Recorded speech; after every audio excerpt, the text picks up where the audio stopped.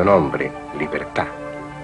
Una tierra de historia apretada y densa, 12.000 años vieja, que es la antigüedad que se asignó a los restos de los primeros habitantes que se encontraron, los huesos de una mujer y de un niño hallados en Paiján. 2500 años antes de Cristo ya había en esa zona gentes que cultivaban la tierra y tejían sus vestidos. Desde entonces, aquella parte de la costa norte de Perú no ha dejado de ser habitada por los hombres, con todo lo que ello implica.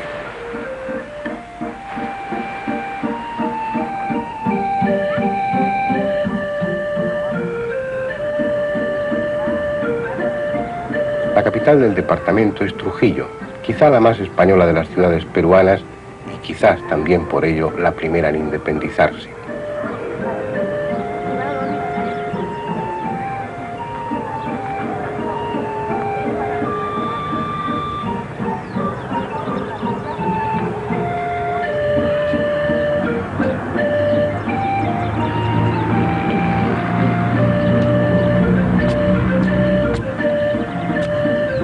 Dicen sus crónicas que fue fundada en diciembre de 1534 por don Diego de Almagro, que le dio el nombre de Trujillo en recuerdo de la ciudad española donde naciera Francisco Pizarro, el conquistador de Perú.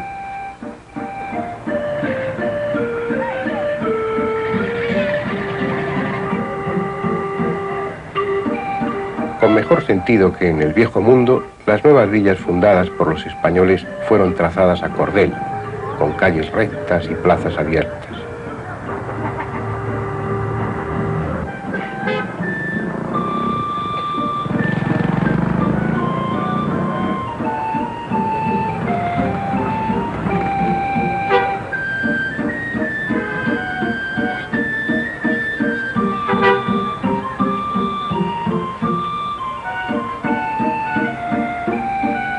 Hay aquí iglesias y conventos, que solían ser los edificios que primero se levantaban.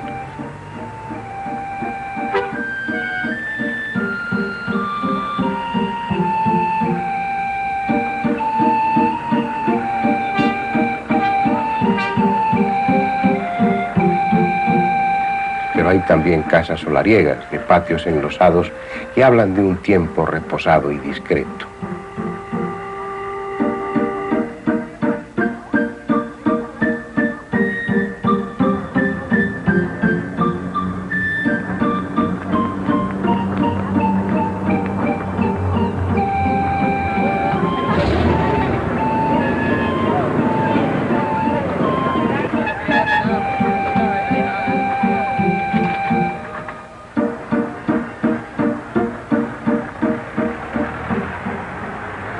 Muchas fachadas sobreviven balcones de hace siglos, trabajados en madera y con celosías que hacen pensar en muchachas casaderas acechando el paseo de mestizos galanes. Y aún quedan rejas guardando las ventanas de muchas viejas casonas, idénticas a las de algunas ciudades de España.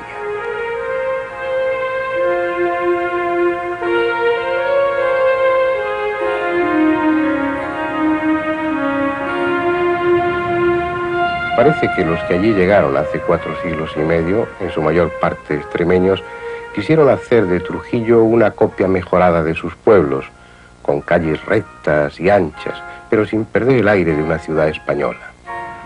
A medias lo consiguieron, porque la Trujillo peruana tiene un rostro distinto, un color diferente, y son otros sus ruidos y olores, como son otras sus gentes. Se fue haciendo grande sin prisas, pero ya en el siglo XVII despertaba la codicia de los piratas ingleses y holandeses.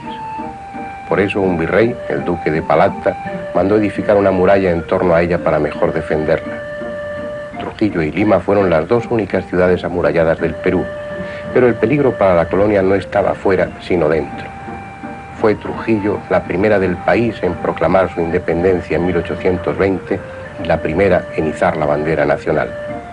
Todo eso queda ya lejos, y sin embargo es demasiado próximo en el tiempo para la razón de nuestra visita, porque lo que aquí buscamos se refiere a una época anterior a la conquista, anterior incluso a la presencia de los incas. La meta no está en una ciudad colonial, sino en otra más vieja y legendaria. la mítica Chan Chan. La ciudad de barro que fue capital de un imperio, el centro espiritual y administrativo de un territorio, quizá el más seco del planeta, que se extendió a lo largo de 1.300 kilómetros de costa, desde el río Tumbes por el norte hasta el río Chillón por el sur.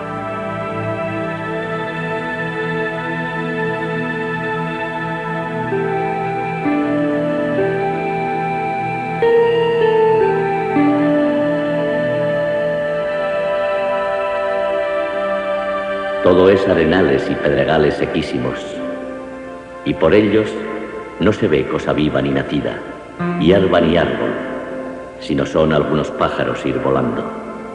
No le faltaba razón al cronista, porque es esa una tierra seca y estéril, eternamente sedienta y paradójicamente eternamente bañada por las aguas del Océano Pacífico, que es su límite por el oeste. Una franja de tierra calcinada y de dunas, atravesada a veces por ríos que nacen en la sierra pero que solo llevan agua durante algunos meses del año. Sin embargo, hubo hombres que aprovecharon esos ríos con canales y acequias y cuando el agua faltaba hacían crecer sus plantas con la humedad del subsuelo. Aún quedan en Chan Chan algunos huachaques, grandes fosos con paredes forradas de piedra, en otros tiempos estucadas. En el fondo, la tierra permeable rezumaba el agua vital que, aunque salobre, podía ser consumida. Menos profundos, otros huachaques proporcionaban humedad suficiente al terreno como para cultivar en él las plantas necesarias. Solo quedan los más grandes, pero debió haber centenares, porque lo que ahora es un conjunto de montículos ocres donde nada crece, era, según cuentan, una ciudad de jardines. Nada es ya aquí como fue en otro tiempo. Cuesta imaginar que estos restos informes pertenezcan a una ciudad que se extendía sobre 20 kilómetros cuadrados y en la que vivieron más de 50.000 personas. Pero es así como fue, y no como la vemos ahora.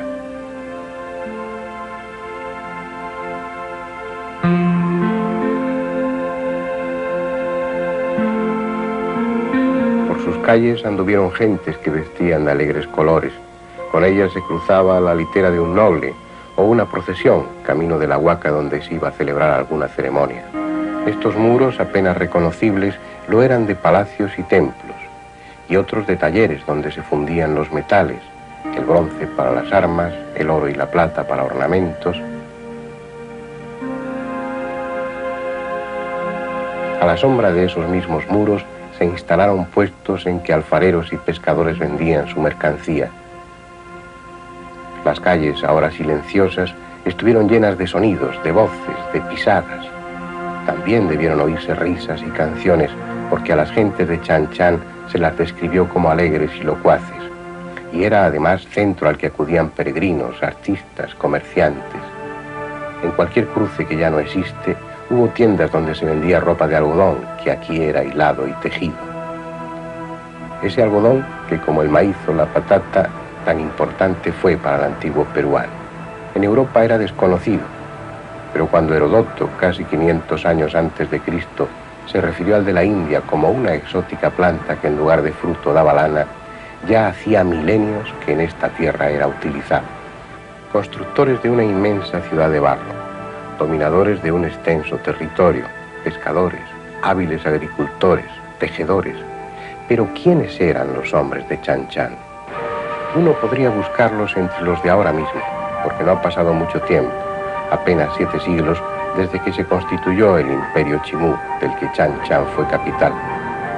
Es cierto que en las ciudades de esta zona conviven europeos, asiáticos y africanos, y que sus sangres están ya mezcladas con ellos, pero aún hay muchos descendientes directos de los yungas, que es como los incas llamaban a los que vivían en la costa norte, señalando con ese nombre que pertenecían a una región calurosa.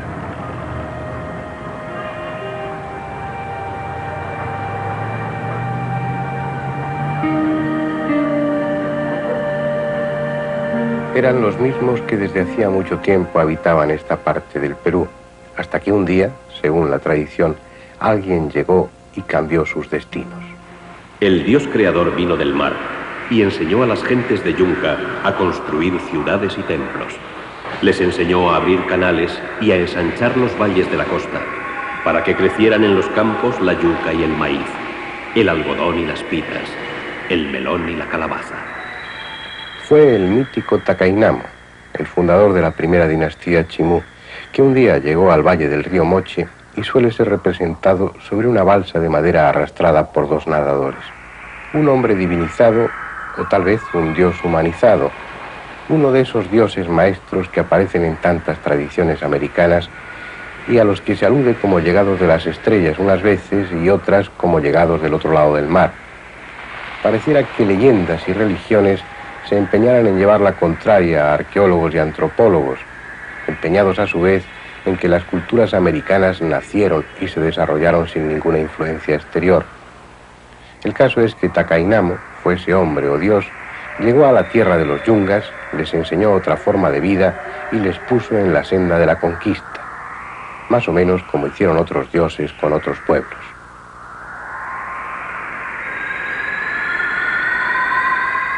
Y así nació un imperio y nació una ciudad desde la que gobernarlo.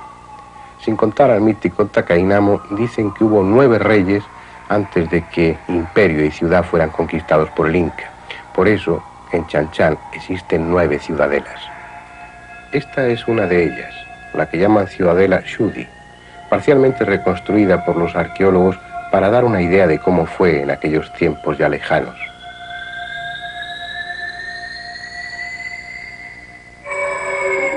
Tal vez fuese la que mandó construir Huacri Coaur, o quizá la de Ñancepinco, el que extendió el imperio hasta la sierra, pero ya no hay forma de saberlo. Cada rey construyó su propia ciudad dentro de la ciudad. Así, no eran palacios, sino mucho más. Recintos en los que vivía la familia real, los sacerdotes, los servidores, y en los que había todo lo necesario para esa pretendida independencia. Un huachaque de donde sacar agua, plazas para las ceremonias, un palacio, almacenes, santuarios, un sector militar y la imprescindible muralla con la que aislarse del resto. Mide 1,5 kilómetros de perímetro y en su parte más alta llega a los 12 metros de altura. Su ancha base, que le ha permitido sobrevivir a los terremotos, garantizaba que solo aquellos que eran bienvenidos tuvieran acceso a la ciudadela. Dentro era otro mundo. Abiertas plazas de una sencillez que desconcierta, llenas de luz y equilibrio, pintadas antes en brillantes colores. Zócalos, frisos, cenefas, en los que animales esquemáticos aliviaban la monotonía de las paredes lisas. Una decoración de peces y aves marinas como corresponde a una ciudad como esta, que del mar vivía. Aquí hubo jardines, hubo canto de pájaros, hasta que un día murió el rey que habitaba la ciudadela y ya no hubo nada, excepto soledad y silencio.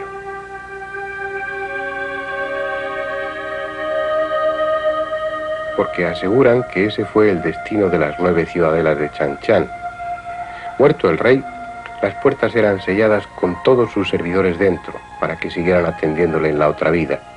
De esa forma la ciudadela se transformaba en una inmensa tumba, y el sucesor iniciaba la construcción de otra nueva ciudadela. Palacios, plazas y almacenes quedaban desiertos, abandonados a su nueva dueña, la muerte.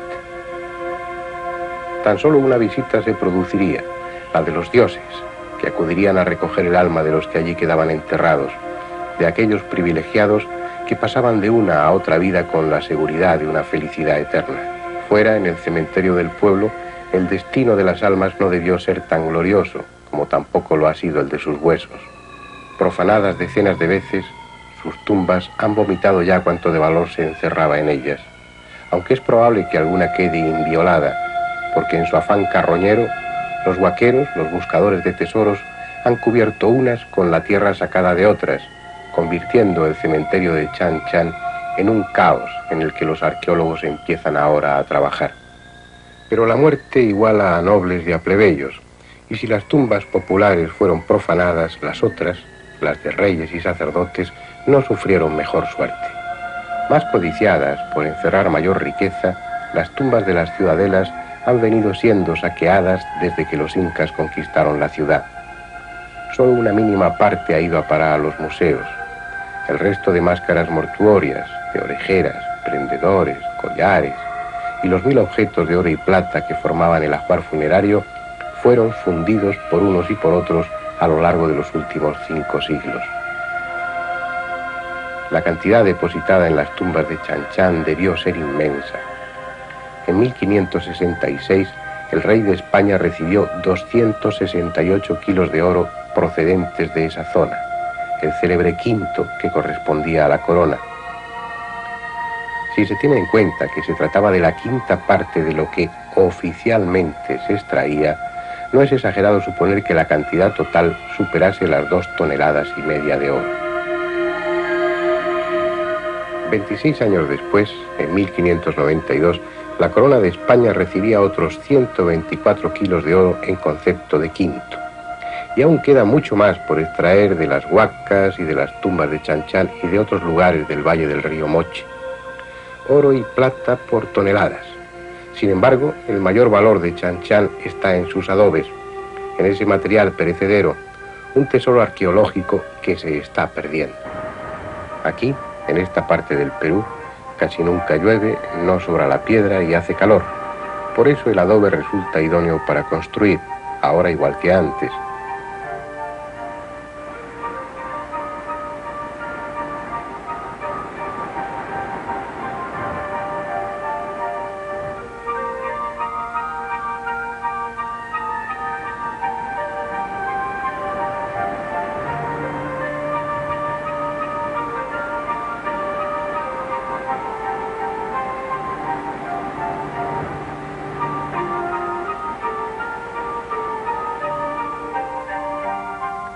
Pero lo que funcionalmente resulta adecuado, arqueológicamente es fuente de interminables problemas. Esta tierra seca recibe cada 25 años más o menos la lluvia, pero no como una bendición, sino como un absurdo e injustificado castigo que inunda los campos, arrasa los poblados y disuelve las ruinas de adobe como si fueran un helado puesto al sol.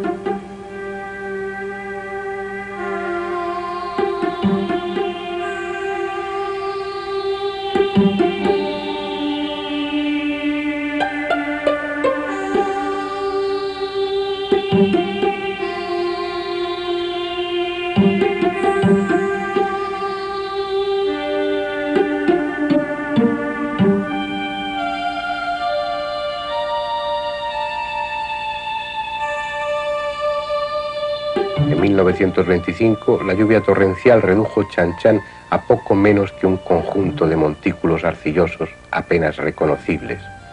En los años 50 sucedió otro tanto y en 1983 volvió a suceder.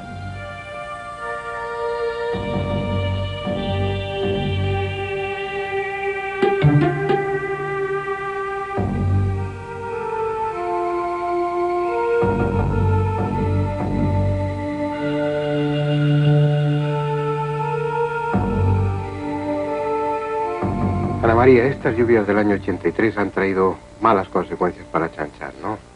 Así es. Las lluvias del año 83 fueron lluvias que realmente sospechábamos una intensidad fuerte, pero no a tanta intensidad, efectivamente. Trajeron consecuencias nefastas para la conservación del monumento, fundamentalmente porque Chan es una ciudad construida íntegramente en barro. En algunas ocasiones hay inclusión de piedras, pero para, digamos, cimentaciones, cosas que no están expuestas. La destrucción de Chan se debió fundamentalmente, como repito, a la condición misma, en la naturaleza misma del adobe, por cuanto no hemos conseguido hasta el momento una sustancia química que nos permita consolidar y poner duro el adobe frente y que resista frente a estas acciones del intemperismo. Y por el otro lado, uno de los mayores problemas en Chan es casualmente la humedad. La humedad por dos razones. Una de ellas, aparte de la que ya he explicado, una de ellas sería la activación de las sales contenidas dentro de los materiales que al humedecerse se activan y erosionan, salen por las superficies produciendo exfoliaciones en la superficie, ¿no es cierto? Y la otra sería las anegaciones de agua que se producen al interior de recintos que no están condicionados para un desfogue de estas. Entonces, estas traen como consecuencia nuevamente la activación de las sales del suelo, el afloramiento por los muros y la erupción por la superficie. Entonces, lo que hay que pensar es que los daños que se han causado con la lluvia del 83 son ya irreparables para Chan. Fundamentalmente. Una vez que el barro se erosiona, quedó erosionado, ya no podemos volver a recuperar. Lo que hacemos nosotros en este momento es una intervención en cuanto a la conservación del monumento. Ni siquiera restauramos porque eso ya no lo tenemos permitido por normas técnicas. Solamente conservamos, prevenimos de que el monumento pueda estar expuesto nuevamente a un tipo de fenómeno de esta naturaleza o en sus, digamos, lo que cotidianamente le sucede, que son los fenómenos del intemperismo de otra naturaleza, como los aerosoles marinos que se van depositando, los vientos fuertes, vientos que cargan arena, etcétera, etcétera, ¿no? Pero el peligro fundamental son esas lluvias cíclicas que cada 25 años aproximadamente descargan. Puede que dentro de veintitantos años haya otras lluvias de ese tipo. ¿Y de qué manera se va a evitar que Chan Chan sufra con esas lluvias y termine desapareciendo con las siguientes? Bueno, nosotros estamos pensando en estos momentos que es indispensable implementar un sistema de drenajes en Chan Chan, partiendo del Palacio Yudi, que es digamos, la sección de monumento que está abierta al turismo y que tenemos estructuras destapadas que hay que conservar. Entonces, con el Banco Central de Reserva estamos realizando un proyecto de conservación justamente para tratar todas las estructuras que se afectaron con la lluvia del 83. Y dentro del plan se contempla también la instalación, una primera etapa para la instalación de un sistema de drenajes que nos permita a nosotros evacuar aguas rápidamente y derivarlas a sectores, plazas muy amplias donde no afecte. Un caso muy palpable y elocuente de lo beneficioso de este sistema de drenajes es el Huaca del Arco Iris, donde, previniendo las lluvias del 83, instalamos un sistema. Debido fundamentalmente a las condiciones mismas del suelo, que no tenía estructuras prehispánicas enterradas, era un suelo arenoso, fue muy fácil la instalación.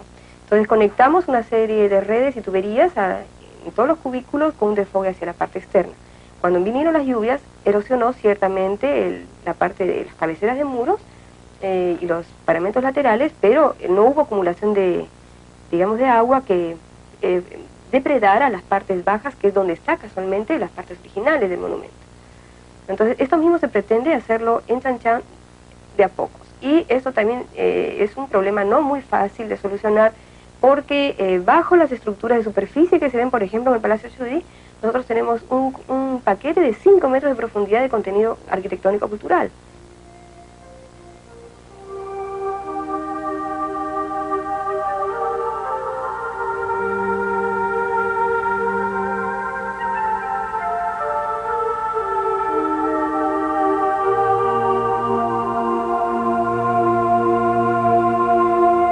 En 1982 estuvimos realizando un documental sobre Chan Chan para la televisión española.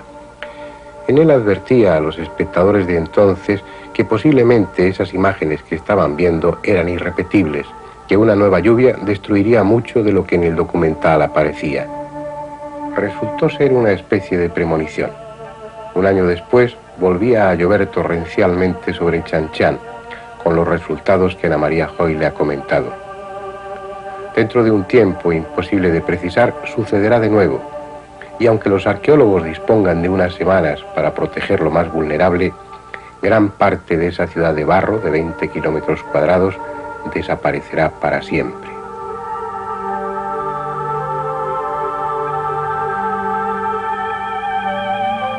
La que fuera orgullosa capital del Imperio Chimú sigue muriendo muchos siglos después de que lo hicieran sus habitantes. No ha merecido la suerte de otras ruinas, construidas con sólida y casi eterna piedra. Por eso, recorrer con las cámaras de cine sus restos condenados es casi un acto piadoso.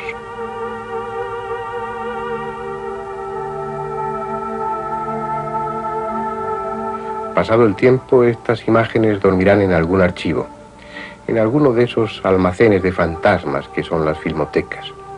Chan Chan ya no existirá para entonces.